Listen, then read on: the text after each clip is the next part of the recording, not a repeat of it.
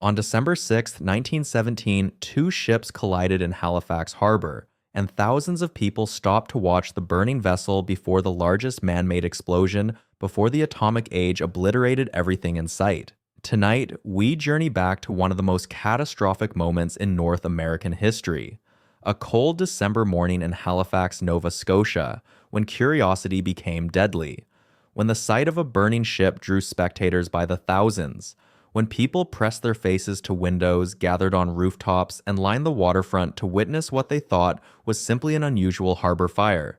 They had no idea they were watching their final moments unfold. For 19 minutes, a floating bomb drifted through Halifax Harbor while people watched. Children pointed from schoolroom windows. Workers paused at their stations. Families stepped onto their porches in the freezing air. Photographers set up their equipment. Firefighters raced to battle the blaze, and not one of them understood that they were standing at ground zero of an explosion that would be felt 200 miles away. Before we begin, settle in comfortably. Whether you are watching from North America as evening settles in, from Europe as morning breaks, or from anywhere else in the world at any hour, this story will unfold slowly, carefully, like the tragic sequence of events that December morning. If you appreciate these deep historical journeys, please subscribe and leave a comment about where you are watching from. Now prepare yourself. Let your mind travel back over a century to a harbor city at war, to a moment when everything changed in the time it takes to draw a breath, to the day Halifax learned that some spectacle should never be watched. Halifax in December 1917 was a city transformed by the Great War. What had been a modest Canadian port had become one of the most vital harbors in the entire British Empire. Every day, convoys assembled in Bedford Basin, the large protected anchorage just beyond the city proper. Merchant ships loaded with supplies, munitions, and troops gathered under the protection of naval escorts before making the perilous crossing to Europe. The city had swollen far beyond its normal population. Sailors from dozens of nations walked the streets. Longshoremen worked around the clock loading cargo. Military personnel filled every available room. The harbor itself was constantly crowded with vessels of every description. Warships, cargo freighters, passenger liners converted to troop ships, and small harbor craft all navigated the busy waters. The entrance to Halifax Harbor was known as the Narrows, a channel barely 500 yards wide at its tightest point. Ships entering and leaving the harbor had to pass through this bottleneck in single file, carefully following navigation rules designed to prevent collisions. On the Halifax side of the Narrows lay the neighborhoods of Richmond and the North End, working-class communities built mostly of wood where families had lived. For generations, Richmond was a tight-knit neighborhood where everyone knew everyone else. Wooden houses stood close together along streets that climbed the hill rising from the waterfront. The community had its own commercial district along Barrington Street where shops, churches, schools, and businesses served the residents. At the waterfront, industrial operations dominated. There were sugar refineries, cotton factories, foundries, and the sprawling rail yards where trains arrived and departed constantly, moving the supplies that kept the war effort functioning. On the morning of December 6, 1917, Richmond was fully alive with its usual Thursday routines. Men had left for work at the factories and docks. Women prepared their homes and cared for children. Students walked to school through the cold December air, their breath visible as they chatted and laughed. At Richmond School, teachers prepared lessons while children hung their coats and settled into their seats near tall windows that offered clear views of the harbor below. The harbor itself was particularly busy that morning. Over 50 vessels of various sizes were anchored or moving through the waters. The weather was cold, but clear, with excellent visibility. A light wind barely rippled the surface of the water. It was the kind of morning that made harbor navigation easy, the kind of morning when accidents should not happen. In the telegraph office near Pier 6, railway dispatcher Vince Coleman had arrived early for his shift. He was 45 years old, a dedicated railwayman who took his responsibilities seriously. His job was to coordinate train movements in and out of Halifax, ensuring that passenger trains, freight trains, and military transports all moved safely through the busy rail yard. That morning, he was expecting the overnight train from St. John, New Brunswick, carrying passengers who would be arriving in Halifax within the hour. At the dockyard, naval personnel monitored ship movements through the harbor. The entrance was protected by anti-submarine nets that could be opened and closed to allow friendly vessels to pass while keeping enemy submarines out. A small examination vessel patrolled the entrance, checking the credentials of every ship that wanted to enter or leave. The war had made such precautions necessary. German U-boats prowled the Atlantic, and Halifax Harbor was a prime target, filled as it was with ships carrying supplies to sustain the Allied war effort. Along the waterfront, longshoremen gathered for another day of backbreaking labor. They would load and unload cargo, moving crates, barrels, and equipment with hand trucks and sheer muscle. The work was dangerous and exhausting, but it paid better than most jobs available to working men, and in wartime, there was always work. Some of these men had sons fighting in Europe. Others had tried to enlist but were kept home because their labor was deemed essential to the war effort. In the homes climbing the hill above the harbor, mothers prepared breakfast and readied children for school. Wood stoves provided warmth against the December cold.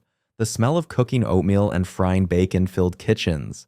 Women planned their day, considering what shopping needed to be done, what mending required attention, which neighbor might need help with a new baby or an ailing relative. Life in Richmond had a rhythm, a predictability that provided comfort even in wartime. At Grove Presbyterian Church, the minister reviewed his notes for the upcoming Sunday service. The church stood prominently in the neighborhood, its tall windows allowing light to flood the sanctuary. Many Richmond families worshiped there, and the church served as a center for community gatherings, weddings, funerals, and social events. The minister knew most of his congregation by name, had baptized their children, and had counseled them through the anxieties that war brought to every household. The children of Richmond were preparing for a normal school day. At Richmond School, over 500 students attended classes in a 3-story wooden building that stood on a rise overlooking the harbor. The building was solid but not fireproof, constructed in the typical fashion of the era with wood framing and wooden floors. Classrooms filled with students ranging from the youngest primary grades to teenagers preparing to enter the workforce. Teachers, mostly women, maintained order and delivered lessons with the stern discipline expected in that era.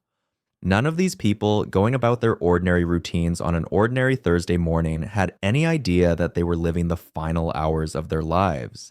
The city felt safe despite the war raging across the ocean. Halifax was far from the trenches of France, far from the bombers and U-boats. The dangers were distant, abstract. Real life was here, in these familiar streets and homes and workplaces.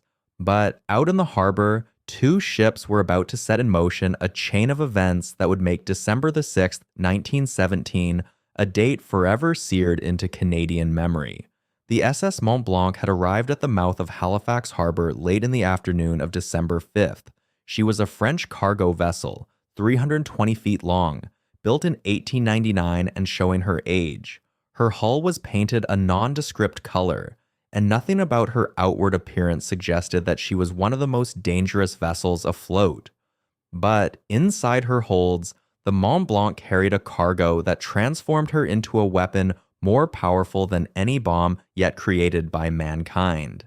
In her hold were 2,300 tons of picric acid, a yellowish crystalline substance used in the manufacture of explosives. Picric acid was highly unstable and sensitive to shock. On her deck were 400 tons of TNT packed in wooden barrels. Below deck were 2,000 tons of benzol, a highly flammable liquid fuel stored in thin metal drums. And distributed throughout were 10 tons of gun cotton, another powerful explosive. In total, the Mont Blanc carried over 2,900 tons of explosives, enough destructive power to level a small city. The captain of the Mont Blanc, Aimé Lemaitre, was acutely aware of the danger his ship represented. He had transported dangerous cargoes before, but never anything like this combination of volatile materials. International maritime law required ships carrying such dangerous cargo to fly a red flag as a warning to other vessels. But Captain Lemaitre had decided not to fly the flag. In wartime, advertising that your ship was filled with explosives seemed an invitation to German submarines. The decision would prove fatal. The Mont Blanc had been denied entry to Halifax Harbor on the evening of December 5th because she had arrived after dark. Harbor regulations required ships carrying dangerous cargo to enter only during daylight hours when visibility was good. So, the Mont Blanc spent the night anchored outside the harbor entrance, waiting for dawn. As the sun rose on December 6th, the Mont Blanc received permission to enter the harbor. At approximately 7 in the morning, she passed through the anti-submarine nets and began the journey through the Narrows toward Bedford Basin, where she would anchor and await the formation of a convoy. Captain Le Medec kept his ship moving slowly, carefully navigating the channel. He knew that a collision, even a minor one, could detonate his cargo. The crew of the Mont Blanc were French sailors who understood the deadly nature of their cargo. They had loaded the ship in New York under the watchful eyes of military officials who treated the operation with extreme caution. Every man aboard knew that if anything went wrong, if the ship caught fire or collided with another vessel, they would have only moments to escape before the ship exploded. This knowledge created a constant tension that made even routine operations stressful. As the Mont Blanc moved through the Narrows, her crew could see the city of Halifax rising on their port side. Houses climbed the hill above the waterfront. Church spires punctured the skyline. Smoke rose from hundreds of chimneys. People were visible moving along the streets. It was a peaceful scene, a city waking up to another winter day. What Captain Le Medec could not see was another ship approaching from the opposite direction, about to create a catastrophic collision. The SS Emo was a Norwegian ship, larger than the Mont Blanc at 430 feet long and 5,000 tons displacement. She had been chartered by the Belgian Relief Commission to carry supplies to the starving population of German-occupied Belgium. Unlike the Mont Blanc, the Emo carried no cargo at the moment. She was in ballast, riding high in the water as she prepared to leave Halifax Harbor and sail to New York to load her humanitarian cargo. The captain of the Imo, Håkon From, was frustrated. His ship had been delayed in Halifax for several days waiting for coal and supplies. He was behind schedule and eager to make up lost time. That morning, the Imo had left her anchorage in Bedford Basin and was heading toward the harbor entrance at a speed faster than regulations recommended. Captain From wanted to clear the harbor, reach open ocean, and make good time to New York. As the Imo approached the Narrows from the north, she was technically on the wrong side of the channel. Harbor regulations, following standard maritime rules of the road, required vessels to keep to the starboard or right side of the channel. But the Imo had been forced slightly off course while maneuvering around another vessel, and now found herself on the port side of the channel as she entered the narrowest section of the harbor. At approximately 8 in the morning, the pilots of both ships spotted each other. The Mont Blanc was on the correct side of the channel, moving slowly and cautiously up the harbor. The Imo was on the wrong side, moving faster than she should, heading down the harbor toward the open sea. They were on a collision course. Ship collisions in the age of steam were not like automobile accidents. These were massive vessels weighing thousands of tons, moving through water with enormous momentum. They could not stop quickly. They could not turn sharply. Any course correction required time and distance, and the Narrows, as the name implied, offered very little room for error. The pilot aboard the Mont Blanc was Francis Mackey, an experienced Halifax pilot who knew these waters intimately. When he saw the Imo approaching on the wrong side of the channel, he immediately recognized the danger. According to maritime rules, the Imo should have moved to starboard to pass the Mont Blanc port to port. But the Imo continued on her current course. Mackey ordered the Mont Blanc's helm to starboard, moving his ship slightly to the right to give the Imo more room. He signaled his intention with the ship's whistle, one short blast indicating he was altering course to starboard. This was the correct and expected action. Aboard the Imo, the pilot William Hayes saw the Mont Blanc alter course. But instead of also moving to starboard as the rules required, Hayes ordered the Imo to port, to the left, apparently trying to pass the Mont Blanc starboard to starboard. He signaled this intention with 2 short blasts of the whistle. Mackey, aboard the Mont Blanc, heard the 2 blasts and was horrified. The Imo was turning directly toward him. He ordered the Mont Blanc's engines full astern, trying to stop his ship's forward momentum, and signaled 3 short blasts, the danger signal indicating the situation was becoming critical.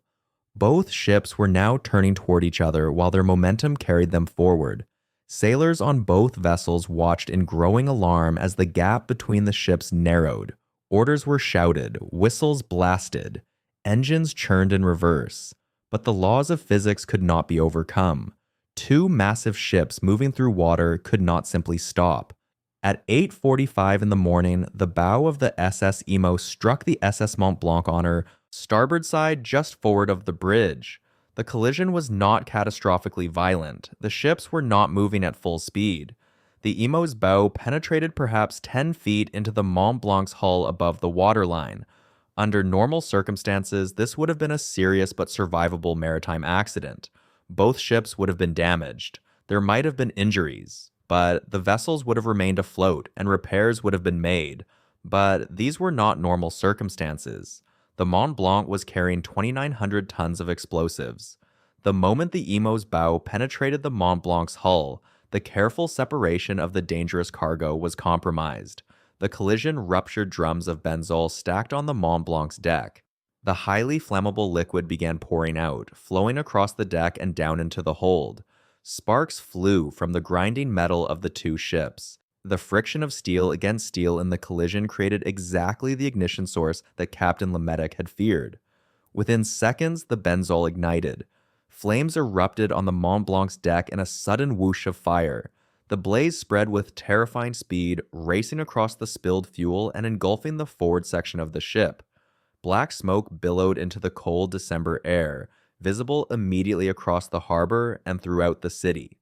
Captain Lemedic and pilot Mackey understood instantly what this meant.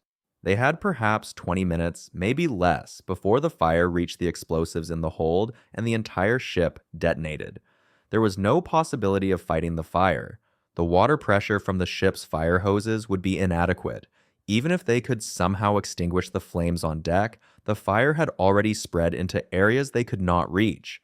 The ship was doomed, and anyone aboard when she exploded would be vaporized. Lemedic gave the order to abandon ship immediately. The crew needed no encouragement. They had been living with the fear of exactly this scenario since loading the cargo in New York. Every man knew what 2,900 tons of explosives could do. They ran for the lifeboats. The Emo, meanwhile, was backing away from the collision. Her bow was crumpled, but she was not on fire. Her crew could see flames on the Mont Blanc, but had no idea what cargo the other ship carried. To them, this appeared to be a serious but manageable fire. Captain Frum ordered his crew to prepare to drop anchor and assess the damage to his own ship.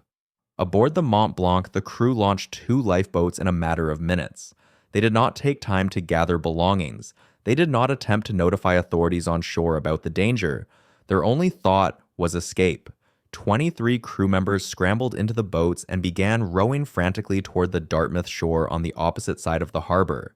Behind them, their ship was now fully ablaze, flames leaping 50 feet into the air, thick black smoke mushrooming upward. As the crew rowed away, some of them shouted warnings in French toward other vessels and toward the shore. But few people in Halifax spoke French. Those who heard the shouts could not understand what was being said. And even if the words had been understood, the message was almost unbelievable. A ship loaded with thousands of tons of explosives was on fire and drifting toward the most populated part of the waterfront. The Mont Blanc, no longer under power or control, began to drift with the current and the light morning breeze. Her bow swung slowly toward Pier 6 on the Halifax side of the harbor. She was moving toward the heart of the Richmond neighborhood, where thousands of people lived and worked within a few hundred yards of the waterfront. The time was approximately 8 in the morning. The explosion would occur at 9:04, precisely 14 minutes and 35 seconds later. During those 14 minutes, the spectacle of the burning ship would draw people by the thousands, and not one of them would understand that they were gathering to witness their own deaths. Fire was not an uncommon sight in Halifax Harbor. Ships caught fire occasionally. Warehouse fires along the waterfront happened regularly. The city had an experienced fire department and a population accustomed to seeing smoke rising from the industrial waterfront. But the fire aboard the Mont Blanc was extraordinary in its intensity and its spectacle. The flames were brilliant shades of orange, yellow, and white, fed by the benzol, which burned with exceptional heat and brightness. The smoke was thick and black, rising in a column that could be seen for miles. The ship herself was clearly visible, sitting in the middle of the Narrows, flames engulfing her entire forward section and beginning to spread toward the stern. Throughout Halifax and Dartmouth, people noticed the fire within moments of its ignition. In offices, workers moved to windows. In homes, families stepped out onto porches despite the cold. In schools, teachers paused their lessons as students pointed toward the harbor. Along the waterfront, longshoremen stopped their work to watch. And everywhere, the same thought occurred to people. This was an unusual and spectacular fire, worth watching. At the Richmond School, children in the upper floor classrooms had an excellent view of the harbor. The school building stood on rising ground, and its tall windows faced directly toward the waterfront. When the fire began, students noticed immediately. They pointed and called to their teachers. Soon, entire classrooms were pressed against the windows, watching the burning ship. Teachers tried to maintain order, but they too were drawn to the spectacle. Some teachers moved their classes closer to the windows so the students could see better. It was, after all, an unusual sight, the kind of real-world event that broke up the monotony of a school day, and there was no reason to think the children were in danger. The fire was in the harbor, hundreds of yards away. They were safe in their school building, merely observers of an exciting event. In the homes along the waterfront streets of Richmond, mothers called to their children to come see the fire. Families gathered at windows and on porches. Some people even climbed onto their roofs to get a better view. The morning was cold, but the spectacle was worth enduring the chill. Neighbors called to each other, speculating about what ship was burning, whether anyone was hurt, how long it would take the fire department to respond. At the Halifax Fire Department station, the alarm came in at approximately 8. Chief Condon immediately dispatched his newest equipment, the Patricia, a motorized fire engine that was the pride of the department. It could reach fires faster than the old horse-drawn equipment and had more powerful pumps. The crew that morning consisted of some of the department's most experienced firefighters. They pulled on their coats, mounted the engine, and raced toward the waterfront. As the Patricia roared through the streets toward Pier 6, people waved and pointed toward the harbor. The burning ship was drifting closer to the pier. The firefighters could see the flames from blocks away. They assumed they were responding to a ship fire, serious but manageable. They had fought ship fires before. The procedure was to get hoses on the vessel as quickly as possible, coordinate with the ship's crew, and prevent the fire from spreading to nearby vessels or waterfront structures. The fire engine pulled up to Pier 6 just before 9. The firefighters quickly unrolled hoses and prepared to pump water from the harbor. The Mont Blanc was now very close to the pier, close enough that the heat from the fire could be felt on shore. The flames were impressive, burning with an intensity that suggested extremely flammable cargo, but nothing about the scene suggested an imminent explosion. The firefighters positioned themselves to begin fighting the fire, standing directly beside the ship that was about to become the largest bomb ever detonated by mankind.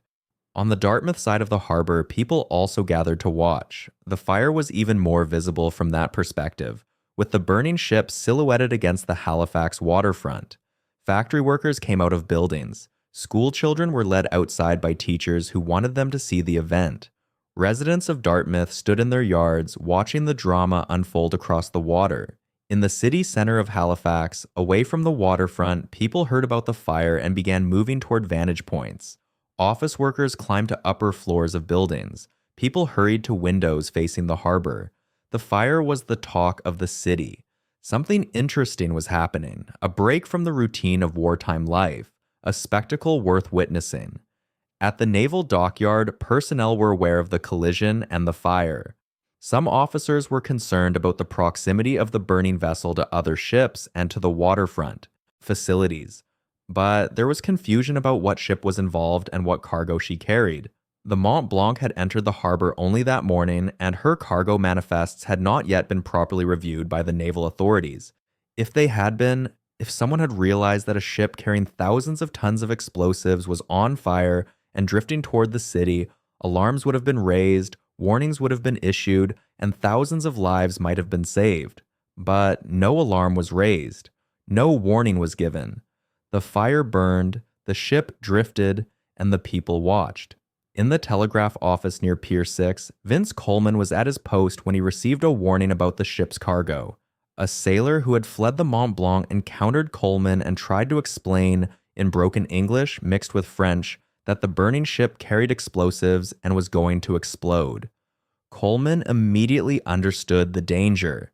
He also knew that the overnight passenger train from St. John was approaching Halifax, scheduled to arrive at approximately 9. The train would be carrying hundreds of passengers, many of them soldiers heading to the war, along with civilian travelers. If the train arrived during an explosion, everyone aboard would be killed. Coleman made a decision that would define him forever.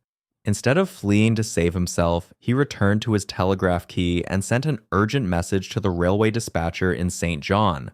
"Hold up the train. Ammunition ship afire in harbor making for Pier 6 and will explode. Guess this will be my last message. Goodbye, boys." The message was received and acknowledged. The train was stopped at Rockingham just outside the danger zone. The passengers and crew were saved. Coleman remained at his post, continuing to send warnings to other rail stations until the moment of the explosion. Throughout the city, people continued to gather.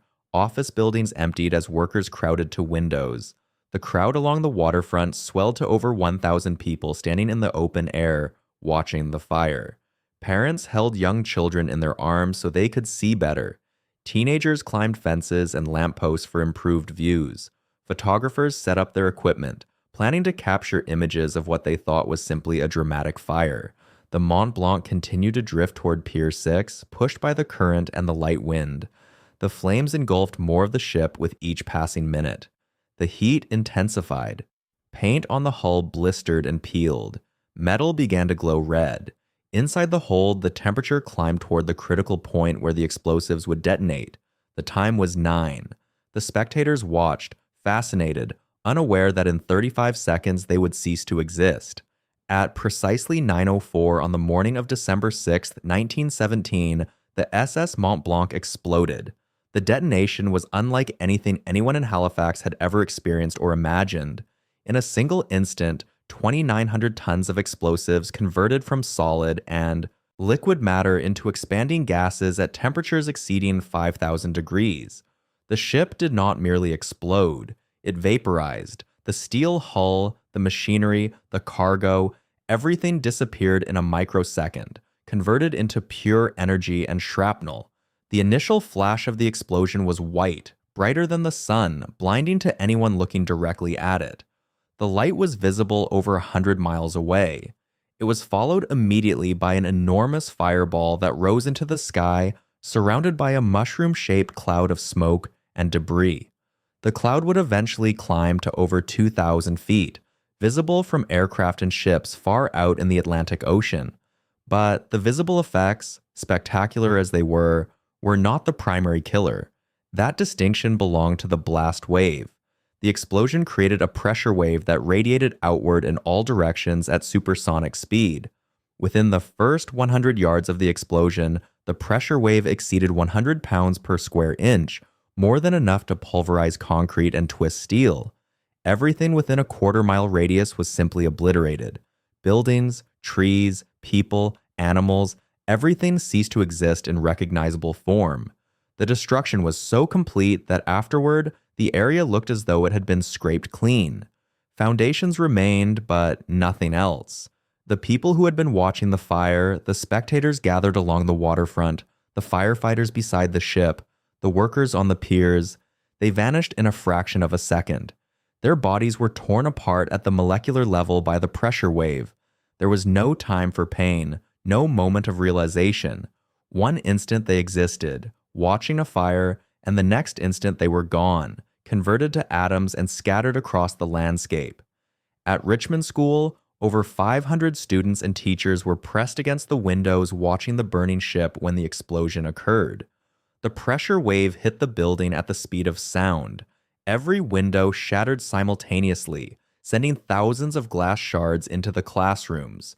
The shards were accelerated to the velocity of bullets. Children and teachers were shredded where they stood. Those not killed by flying glass were struck by collapsing walls and falling roofs. The 3-story wooden building pancaked in seconds. Of the more than 500 people in the school, the vast majority died instantly. Those who survived were trapped in the wreckage, injured and unable to escape as fires began to spread through the splintered wood. In the homes along the waterfront streets of Richmond, families that had gathered at windows to watch the fire experienced the same fate. Windows exploded inward, glass fragments tearing through rooms at supersonic speed. Walls collapsed, roofs caved in, wooden structures splintered into thousands of deadly projectiles. Parents died shielding children. Children died in their parents' arms. Entire families were erased in seconds. The pressure wave traveled outward from the explosion at over 1,000 miles per hour. As it moved, it lost intensity, but even at distances of half a mile, it was strong enough to collapse buildings and kill people. Brick buildings, more substantial than wooden structures, still suffered catastrophic damage. Walls bowed and collapsed. Roofs fell inward, chimneys toppled. Churches, built to last for generations, crumbled like sand castles. Grove Presbyterian Church, where the minister had been reviewing his sermon notes, collapsed completely. The tall windows that had admitted light into the sanctuary exploded inward. The wooden pews splintered. The roof beams fell. The minister died in the wreckage of his church, along with several parishioners who had been in the building preparing for a funeral service later that day. Beyond the immediate destruction of the pressure wave, the explosion had other deadly effects. The blast created a vacuum at its center, and when the expanding gases cooled, air rushed back toward the center of the explosion. This reverse wind was strong enough to pull people off their feet and hurl them toward the harbor. Survivors reported seeing people lifted into the air and thrown like rag dolls. The explosion also generated an electromagnetic pulse that disrupted electrical systems throughout the city. Telegraph lines snapped. Telephone connections went dead. The power station experienced fluctuations that would take hours to correct. In an instant, Halifax lost much of its ability to communicate internally and with the outside world. But perhaps the most bizarre effect of the explosion was what it did to the harbor itself. The detonation occurred just above the water's surface. The blast wave pushed the water away from the center of the explosion, creating a momentary void in the harbor. Witnesses reported seeing the harbor floor exposed, with fish flopping on mud and rock. Ships that had been floating were suddenly grounded on the exposed bottom. This effect lasted only seconds. Then the water rushed back to fill the void, creating a tsunami. The wave, estimated at 60 feet high at its peak, radiated outward from the explosion site. It crashed over the waterfront, carrying with it wreckage, debris, and bodies. Ships anchored in the harbor were picked up and thrown inland. The tugboat Stella Maris was lifted and deposited on the shore, hundreds of feet from where she had been floating. Smaller vessels simply disappeared, crushed by the weight of the water. The tsunami washed over the wrecked waterfront, flooding streets and basements. When it receded, it carried with it wreckage and bodies, dragging them out into the harbor. Survivors trapped in collapsed buildings drowned as the water surged through the ruins. The explosion was felt as far away as 200 miles. In Truro, 60 miles from Halifax, windows rattled and people felt the ground shake. In Prince Edward Island, 100 miles distant, people reported hearing a loud boom. Ships at sea felt the shockwave through the water.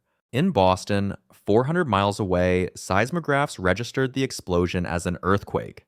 In Halifax itself, the city center, about a mile from the explosion, experienced severe damage even though it was outside the zone of total destruction.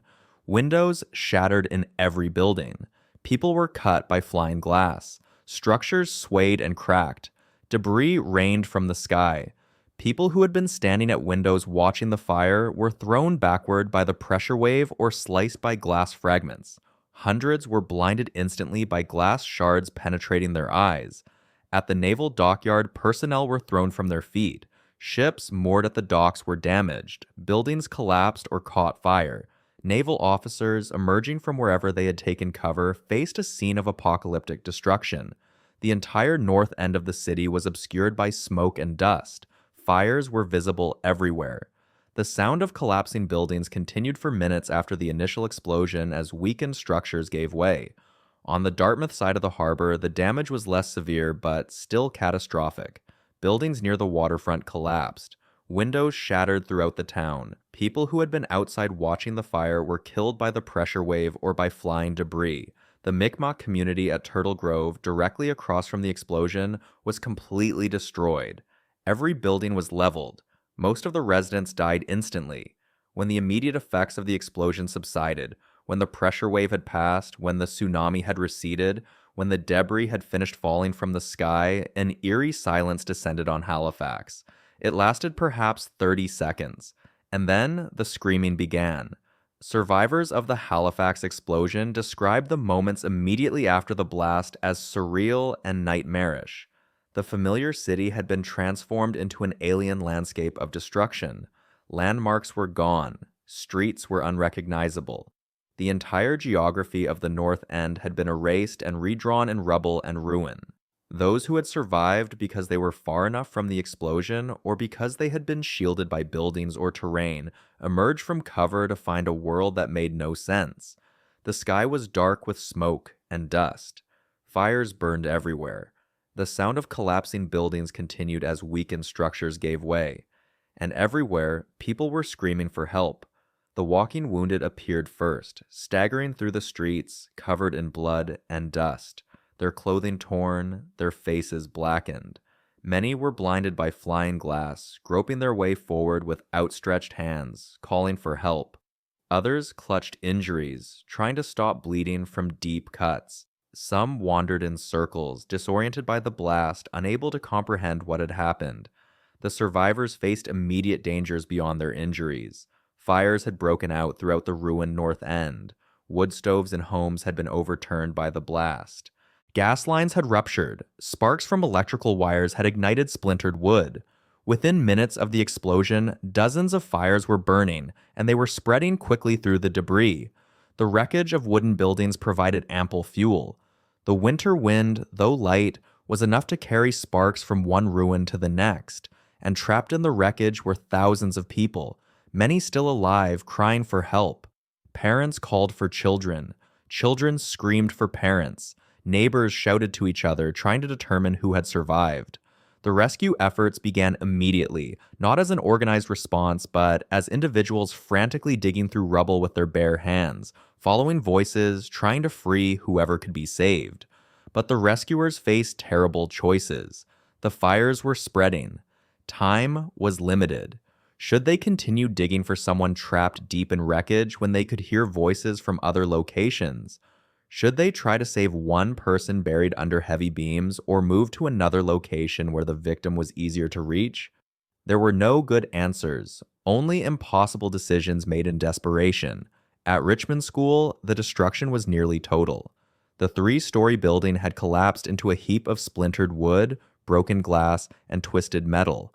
Somewhere in that wreckage were over 500 children and teachers. A few had escaped, thrown clear by the blast or shielded by interior walls that remained standing. But most were trapped. Some were calling for help, their voices muffled by the debris above them. Others were silent, either unconscious or dead. Rescuers, many of them parents from the neighborhood, converged on the school immediately. They tore at the wreckage with their hands, throwing aside boards and beams, digging down toward the voices. When they uncovered a child, alive or dead, they passed the small body back through a chain of hands, moving them away from the ruin. The rescuers worked with frantic energy, aware that fires were burning nearby and could reach the school at any moment. They could smell smoke. They could see flames in adjacent buildings. Every second counted. But the collapse was too complete. The building had pancaked, each floor falling onto the one below, compressing the interior spaces. Children were buried under layers of debris, some trapped in pockets of space that had saved their lives, others crushed by the weight above them. The rescuers saved dozens, pulling injured children from the wreckage, but they could not save everyone. As the morning progressed and fires drew closer, the decision was made to abandon the school ruin. It was too dangerous to continue. The rescuers withdrew, leaving behind the dead and those too deeply buried to reach in time. The fire swept through the wreckage later that day, consuming everything that remained. In the residential streets of Richmond, neighbors helped neighbors. Those whose homes had survived relatively intact took in the injured. Kitchens became makeshift hospitals where people with medical knowledge or simply people willing to help cleaned wounds, bandaged injuries, and tried to provide comfort. But medical supplies were desperately inadequate. Bandages ran out within minutes. There was no morphine for pain. Alcohol, when it could be found, was used as disinfectant. Torn sheets became bandages. Whiskey became anesthetic. The most common injury was laceration from flying glass. Thousands of people had been standing at windows when the explosion occurred. The glass had struck with the force of bullets, causing deep cuts, severing arteries, penetrating eyes. Many of the injured were bleeding severely. Tourniquets were improvised from belts and torn clothing. People bled to death while waiting for help that could not arrive quickly enough. Eye injuries were particularly common and particularly tragic. Hundreds of people were blinded when glass shards penetrated their eyes. They would spend the rest of their lives in darkness, remembering the last thing they had seen, a burning ship in the harbor. The Halifax explosion created more blind citizens than any single event in Canadian history. In the aftermath, schools for the blind in Halifax and across Canada would expand to accommodate the victims. As survivors moved through the ruins, they made grim discoveries. Bodies were everywhere. Some were recognizable, killed by the pressure wave or by flying debris, but left relatively intact. Others were not recognizable, torn apart by the blast or burned beyond identification. And some victims had simply disappeared, vaporized by the explosion or buried so deeply in wreckage that they would not be found for days or weeks. The waterfront, the area closest to the explosion, was utterly devastated. Pier 6, where the firefighters had positioned their equipment, no longer existed. The pier, the buildings around it, the Patricia fire engine, the firefighters, all were gone. Investigators would later search for the fire engine, hoping to recover the bodies of the firefighters for proper burial, but the engine was never found. It had been vaporized by the explosion, scattered into atoms too small to identify. The ships in the harbor had suffered varying degrees of damage depending on their distance from the explosion. Those closest to the Mont Blanc were destroyed. The SS Emo, which had collided with the Mont Blanc, was severely damaged and driven aground on the Dartmouth shore. Her crew had mostly survived, though many were injured. Farther away, ships had their superstructures damaged, windows blown out, and equipment destroyed, but they remained afloat. The harbor itself was filled with debris. Pieces of the Mont Blanc had been blown vast distances. The ship's anchor shank, weighing over 1,000 pounds, was found 2 miles away. Parts of the hull were scattered across the city. Investigators would spend months searching for pieces of the ship, trying to reconstruct what had happened. Within 30 minutes of the explosion, it became clear that Halifax had experienced a catastrophe beyond anything in its history. The entire north end of the city was destroyed. Thousands were dead. Thousands more were injured. Fires were burning out of control, and the city's ability to respond was severely compromised. The fire department had lost its best equipment and many of its firefighters. Police were overwhelmed. Hospitals were damaged and filling with casualties faster than they could be treated. Communication systems were disrupted, and no one knew the full extent of the disaster because the area of greatest destruction was still obscured by smoke and dust. But help was on the way. The explosion had been felt and heard across the region. Within minutes, telegrams were being sent from surrounding communities, asking if Halifax needed assistance. The response from Halifax was clear and desperate. Send everything you have. In the immediate aftermath of the explosion, the response in Halifax was chaotic but determined. Military personnel from the naval dockyard and from Citadel Hill mobilized quickly. Soldiers, many of whom had combat experience from the war in Europe, recognized the magnitude of the disaster and began organizing rescue efforts. They formed teams, designated areas of responsibility, and moved into the ruins to search for survivors. The military's involvement was crucial because they brought discipline and organization to a situation that could easily have descended into complete chaos. Officers established command posts. Soldiers were assigned specific blocks to search. Wounded were directed to collection points where they could be assessed and transported to hospitals. The military also imposed order, preventing looting and ensuring that rescue efforts took priority over everything else. Doctors and nurses from Halifax hospitals rushed toward the disaster area. The main hospitals, Camp Hill Hospital and the Victoria General Hospital, were both damaged by the explosion but remained functional. They immediately began preparing to receive casualties. Operating rooms were readied. Beds were cleared. Medical staff who had been off duty were called in. But it quickly became apparent that the hospitals were not large enough to handle the number of casualties. Every available space, corridors, waiting rooms, even offices, was converted to patient care areas. Churches, schools that had survived, and large homes were converted to emergency hospitals. Anyone with medical training, from doctors to nurses to first aid volunteers, was put to work. But there were not enough trained personnel. Volunteers with no medical background were given rapid instruction in basic wound care and then put to work cleaning and bandaging injuries, providing water and comfort, and helping to transport the injured. The sheer number of casualties was overwhelming. It is estimated that over 9,000 people were injured in the explosion. They flooded into aid stations and hospitals in an unending stream. Wagons, sleds, and any vehicle that could carry a person were used as ambulances. The injured were laid on floors because there were not enough beds. Those with minor injuries were asked to wait while more serious cases were treated. But there were so many serious cases that some people with minor injuries, which in normal circumstances would require immediate medical attention, waited hours for treatment. Supplies ran out almost immediately. Bandages, disinfectants, painkillers all were exhausted within the first hour. Improvisation became necessary. Torn sheets served as bandages. Whiskey and rum were used as disinfectant and anesthetic. Surgeons performed amputations without proper surgical equipment, using saws intended for other purposes. The medical personnel worked with determination and skill under impossible conditions, but the scale of the disaster exceeded anything they had been trained for. One of the most heartbreaking aspects of the medical response was the number of children among the casualties. Hospitals filled with injured children, many of whom had been at school when the explosion occurred. Parents frantically searched the hospitals, looking for their children, calling out names, hoping for a response. In many cases, children were too young or too injured to identify themselves. Doctors and nurses tried to keep track of who was being treated, but in the chaos, record keeping was minimal. It would take days, in some cases weeks, to reunite families. And then there were the children who would never be reunited with their families.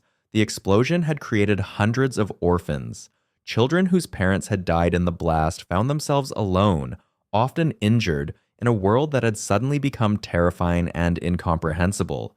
These children were placed in temporary care, looked after by volunteers and charitable organizations, while authorities tried to locate surviving relatives.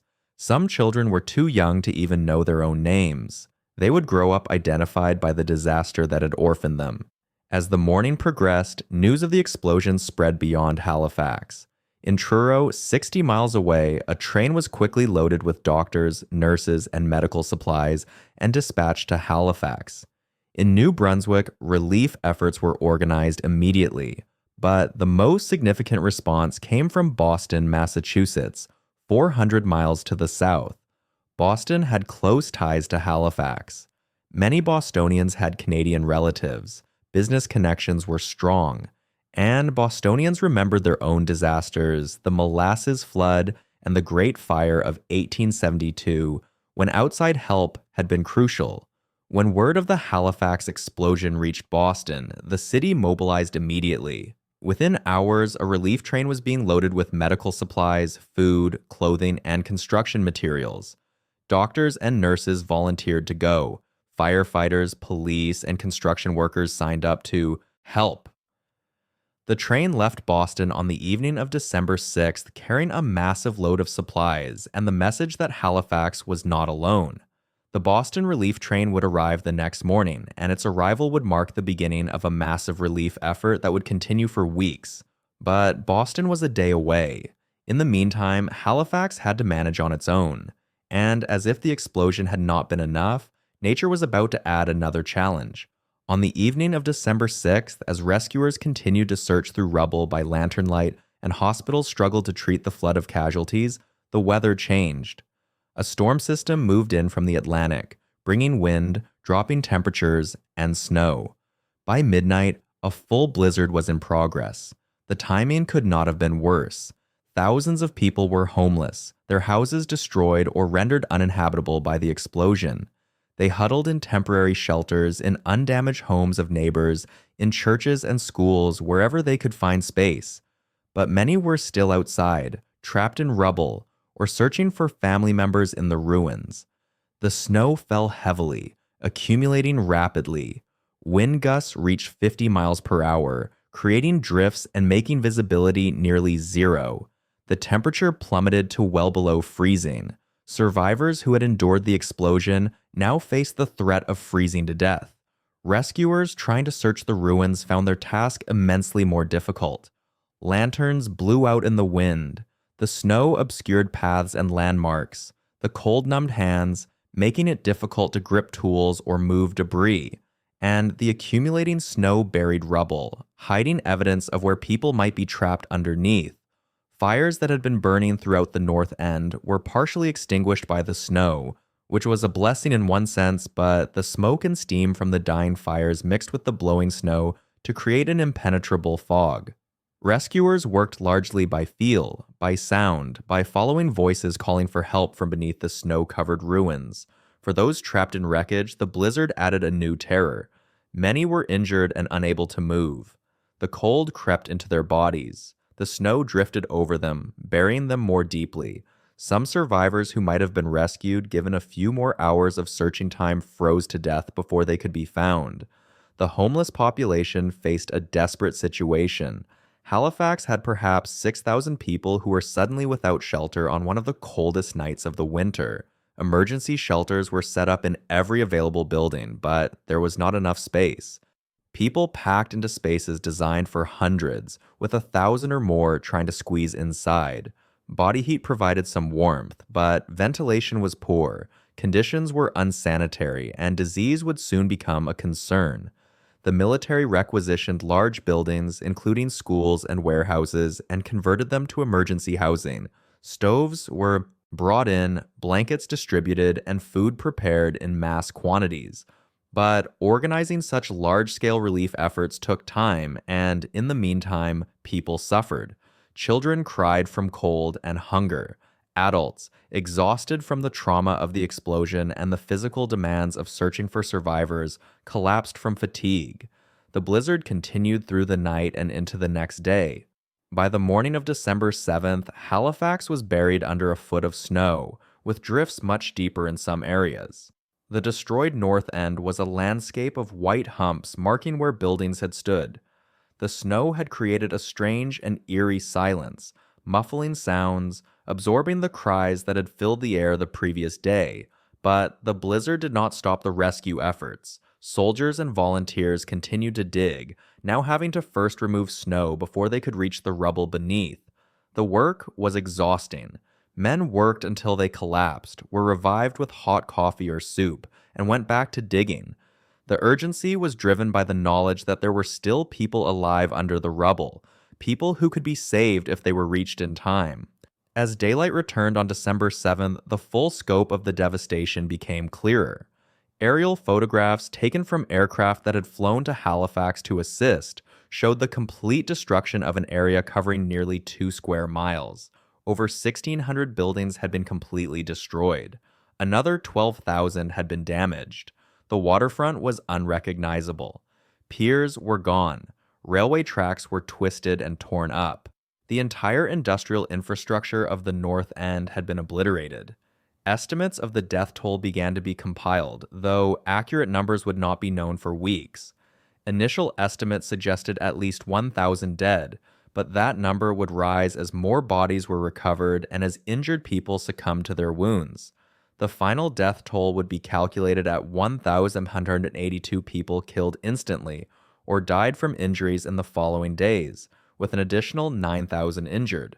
For a city with a population of about 5,000, this meant that 1 in 25 residents had been killed, and 1 in 6 had been injured. Nearly every family in Halifax had lost someone or knew someone who had been killed or injured. The dead were brought to a temporary morgue set up in the Chiboucto Road School. Bodies were laid out in rows, and the grim task of identification began. Families came to the morgue, walking slowly along the rows, looking at faces, searching for missing loved ones. The scene was heartbreaking. Parents identified children. Children identified parents. In some cases, entire families had been wiped out, and no one came to identify the bodies. For the unidentified dead, the authorities did their best to record details that might later help with identification. Clothing was described, physical characteristics were noted, personal effects were collected and labeled, but many bodies were so badly damaged that identification was impossible. They were eventually buried in mass graves, marked only as unknown victims of the explosion. As the rescue and relief efforts continued, authorities began investigating the cause of the explosion. It was immediately clear that the collision between the Mont Blanc and the Emo had triggered the disaster, but the question of who was responsible was more complex. A formal inquiry was convened, testimony was taken, and the facts of the collision were reconstructed. The inquiry revealed multiple failures that had contributed to the disaster. The Mont Blanc had not been flying the required red flag indicating dangerous cargo. Harbor authorities had not been fully informed about what the ship was carrying. The Emo had been traveling too fast and on the wrong side of the channel. Communication between the pilots had been confused, and once the fire started, there had been no effective warning system to alert the city that an explosion was imminent. The inquiry initially placed primary blame on the pilot of the Mont Blanc, Francis Mackey, and on the captain, Aimé Lemedec. They were charged with manslaughter, but as more evidence was presented, it became clear that the pilot of the IMO, William Hayes, bore significant responsibility for the collision. The charges against Mackey and Lemedec were eventually dropped, though the legal battles continued for years. The Emo's pilot died in the explosion, so he was never able to defend his actions. The inquiry also revealed systemic problems with harbor management. Halifax Harbor had become extremely congested due to wartime traffic. Ships were entering and leaving constantly, often with minimal communication or coordination. Pilots were overworked. Harbor regulations were not always followed strictly because of the pressure to move ships quickly. The disaster was not just the result of mistakes made by two ships on one morning. It was the culmination of conditions that had made such an accident almost inevitable. Recommendations from the inquiry led to significant changes in harbor management practices, not just in Halifax but internationally. Rules about the transport of dangerous cargo were strengthened. Requirements for warning flags and communication were enhanced.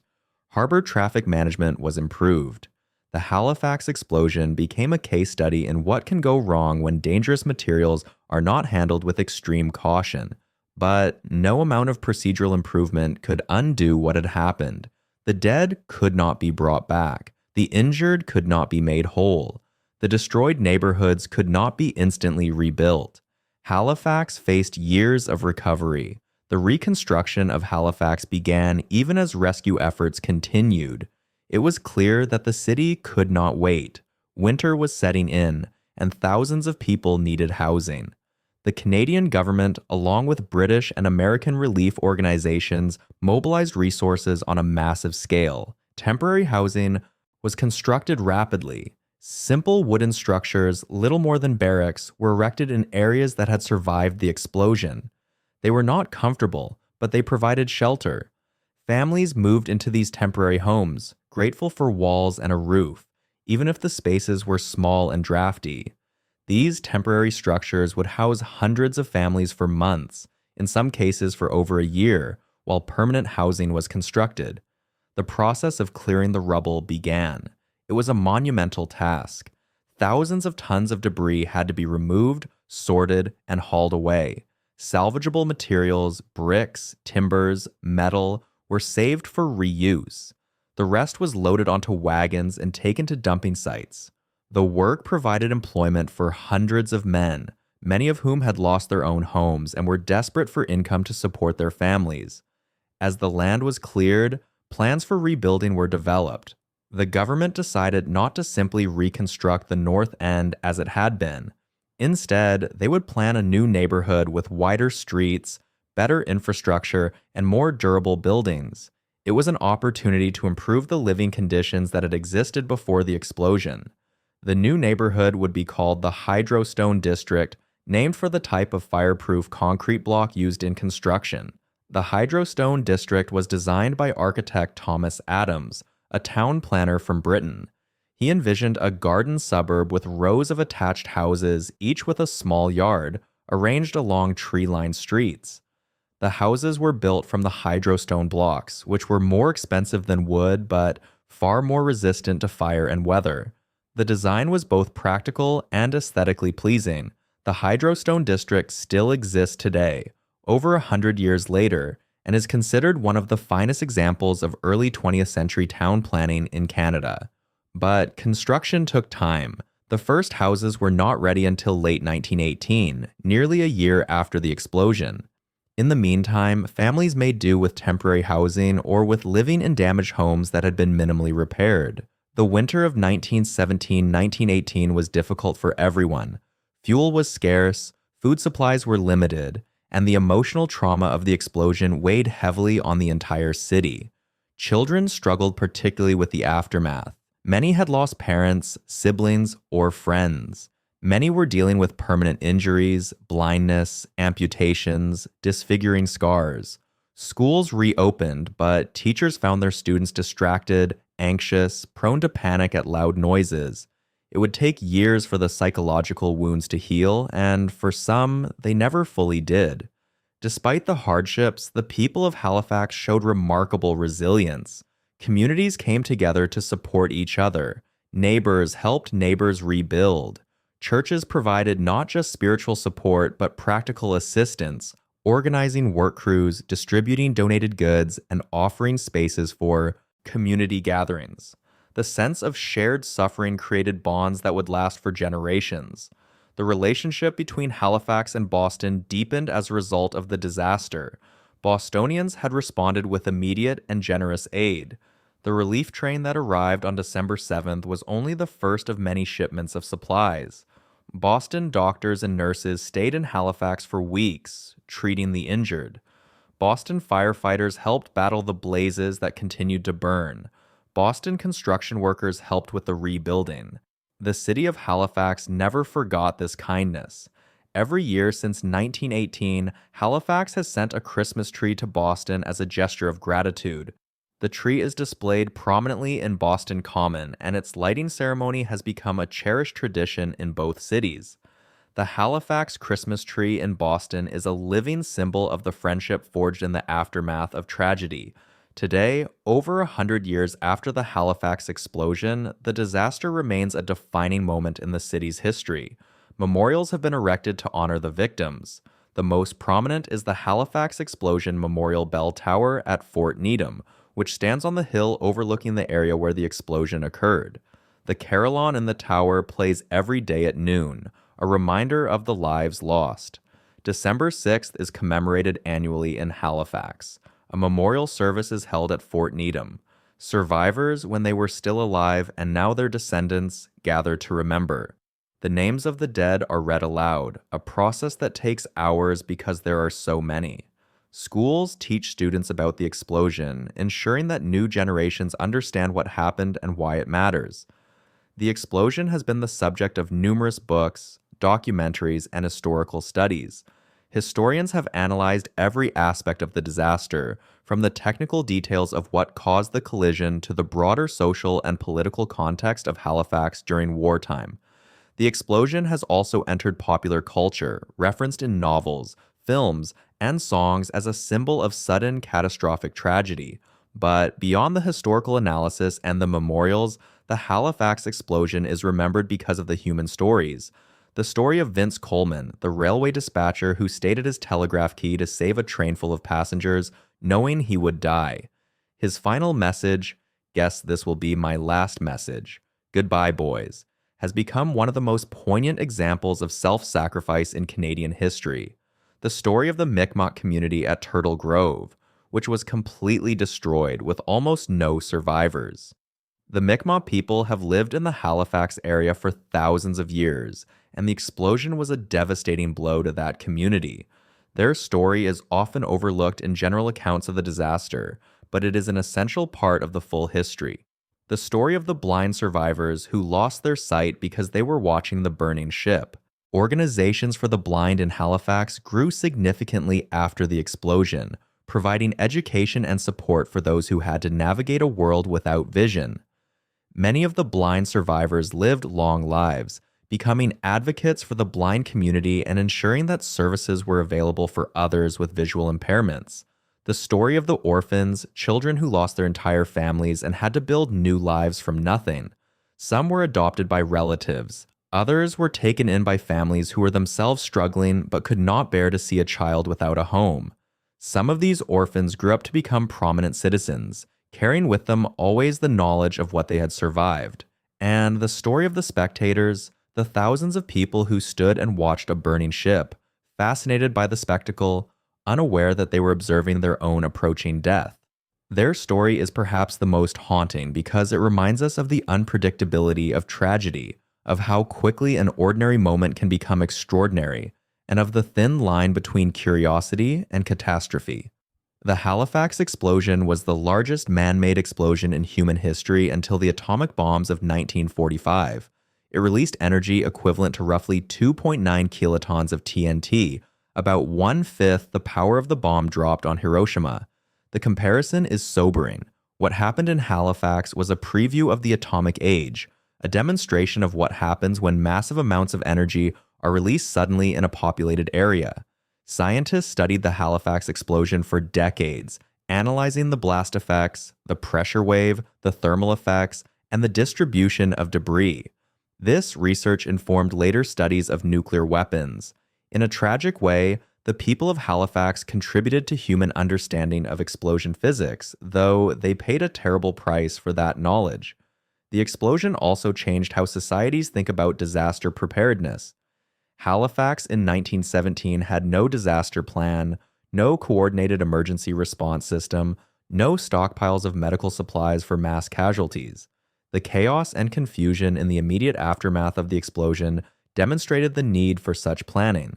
Modern emergency management systems, which coordinate multiple agencies and pre-position resources, owe their existence in part to lessons learned from disasters like Halifax. Today, if you visit Halifax, you can walk through the Hydrostone district and see the neighborhood that rose from the ruins. The houses are still there, solid and well-maintained, a testament to quality construction and community pride. You can visit Fort Needham and stand at the memorial, looking down at the harbor where the Mont Blanc exploded. On a clear day, you can see across to Dartmouth, and you can imagine the wave of destruction radiating outward from the Narrows. You can visit the Maritime Museum of the Atlantic, which has an extensive exhibit on the explosion. Artifacts recovered from the Aitimo ruins are on display: twisted metal, melted glass, personal items that survived when their owners did not. Photographs show the before and after, the bustling neighborhood and the flattened wasteland. Survivor testimonies recorded in later years play on video screens, voices from the past describing the indescribable. But perhaps the most powerful way to remember the Halifax explosion is simply to acknowledge the humanity of the victims. They were not statistics. They were individuals with names, families, hopes, and dreams. They were children who wanted to grow up. They were parents who wanted to see their children grow. They were workers who took pride in their labor. They were neighbors who knew each other's names and looked out for each other. On the morning of December 6, 1917, they were going about their ordinary lives when something extraordinary happened. A ship caught fire in the harbor. It was an unusual sight, worth watching. So they watched. They had no reason to fear. No warning was given. And in 19 minutes from the moment of collision to the moment of explosion, their world ended. The Halifax explosion is a reminder of fragility, of how quickly normally can shatter, of how curiosity can be deadly, and of how disasters can strike without warning. But it is also a reminder of resilience, of how communities can come together in the face of tragedy, of how human compassion can provide light even in the darkest moments, and of how memory can honor those who are gone. The horrifying truth of the Halifax explosion is that most victims never knew they were in danger. They stood and watched, fascinated by the burning ship, unaware that in seconds the entire harbor would erupt in the largest explosion the world had ever seen. Their curiosity, their desire to witness something unusual on an ordinary Thursday morning cost them everything. We remember them not just as victims, but as human beings who made a reasonable choice given the information they had. We remember the city that came together to rescue, to rebuild, and to recover. We remember the kindness of strangers who traveled hundreds of miles to help. And we remember the lessons learned, lessons that have saved countless lives in the century since. As you go about your own ordinary days, remember Halifax. Remember that the extraordinary can arrive without warning. Remember to heed warnings when they are given. Remember to help those in need. And remember that even in the face of unimaginable tragedy, the human spirit can endure. Thank you for taking this journey through history with me. If you found this story meaningful, please like, subscribe, and share your thoughts in the comments. Tell us where you're watching from and how this story affected you. The Halifax explosion happened 107 years ago, but its echoes remain. Every December 6th, a city remembers. And now, you will remember too.